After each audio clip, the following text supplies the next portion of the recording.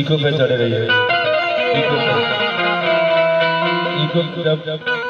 चढ़ रहिएगा अल्लाह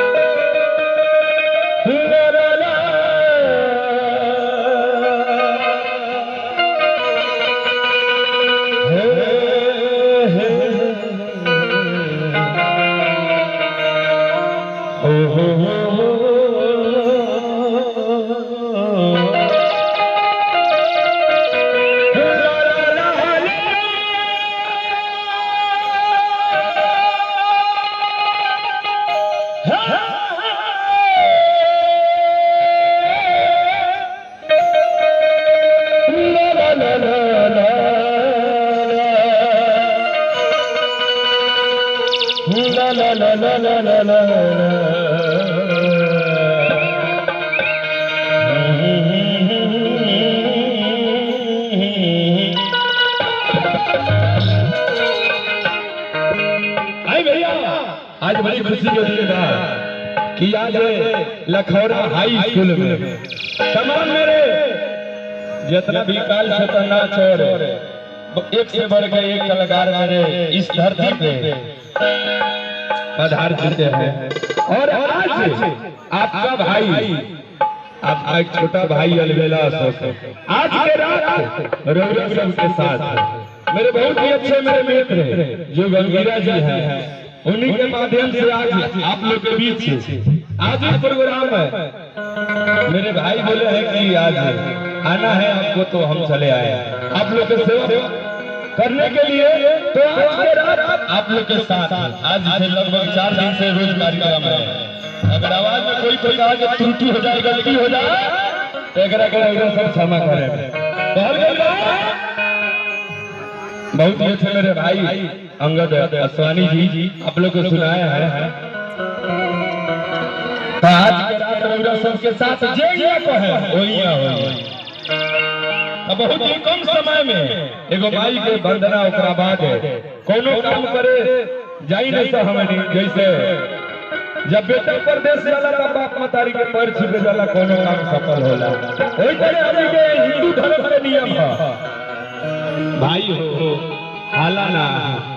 शांति बना के अभी तो अभी कुछ चालू नहीं के बहुत बोले हाला होकर लगा हट जाई भाई का बहुत से रिक्वेस्ट बा बढ़ जल्दी से बड़ा अच्छा रही। अभी निकास्टिंग चलल, अभी पूरा फिल्म बाकी बा। अब रउरा घुस जाई वही में कि रउरा दिखाइबे ना करे। आज ये भाई अगर प्रोग्राम देखे के बा तो अच्छा से बढ़ जल्दी लो तो बड़ा अच्छा रही कि जब तक रउरा सब रहन, जब तक कि अपन भाई छोटल बेला अशोक सेवा में हाजिर बारे तो रउरा सबसे ये निवेदन बा कि रउरा सब तक बढ़ जल्दी ओकरा बाद जे ये कहे वही आ होई सारू भाई तू बढ़ जाओ, सड़ुआना नहीं खाए हो बढ़ जा, बड़ा अच्छा रही। लेकिन देखी छोट बालक माई के दरबार में जाके पहुंचल बा, जैसे हमने के हमारे भाई लोग पूजा करके सरस्वती माई का हमने पूजा करनी है, जो साल भर पर माई आवेली कितना ही अच्छा मेरे भाई लोग स्टूडेंट लोग जो कि माई को बुलाए हैं माई के दरबार में, माई के को विदाई कर दो बानी सर। लेकिन अब ऐसा ना भयंकर परी से लेके आ सुनर परी से लेके बहुत लोग उपस्थित बा, लेकिन सब सही एंट्री हुई कम समय में रउरा सब के सेवा कर हो न जाई का बात बा। बड़ा कैमरा लगल बड़ा ना ना घीचा भाई घीचा। लेकिन देखिए छोटा बालक भाई के दरबार में जाके पहुंचल बात आज हे दरबार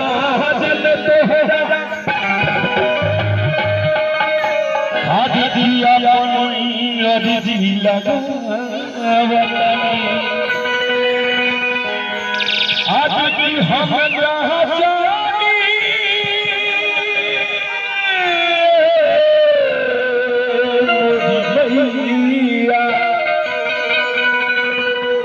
हे सभा बीचे बोला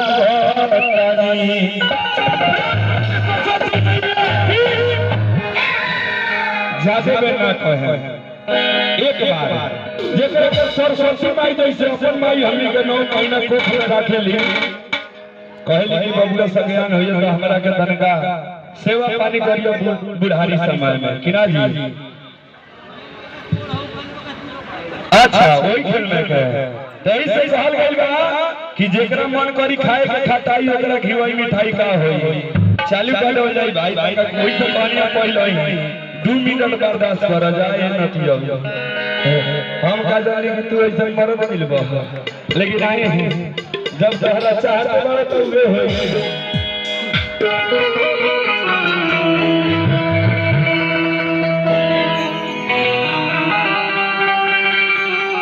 सारू भाई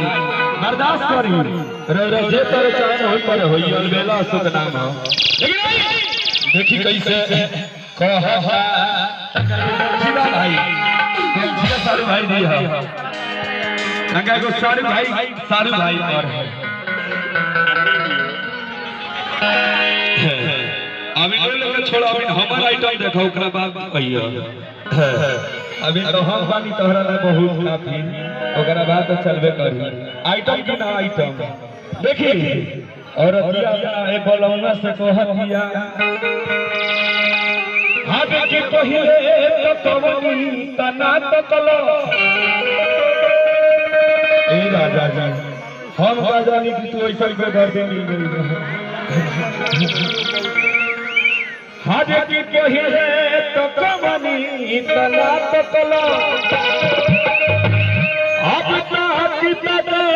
तेरा पहिले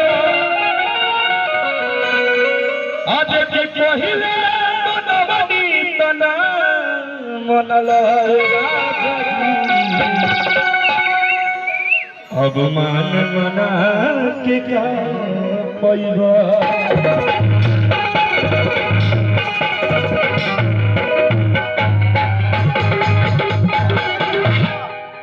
लेकिन आओ बाबू आओ लोगन में अच्छा पर आओ चलो आओ का गागा उड़ाला है दादा सारे भाई मेरा घर भी छोड़वा दे हां इगरे के आज पर आ जाओ आज ये जाने रे कि टांगा हिला डाले नहीं जान कि इगरे में आज घरे से अच्छा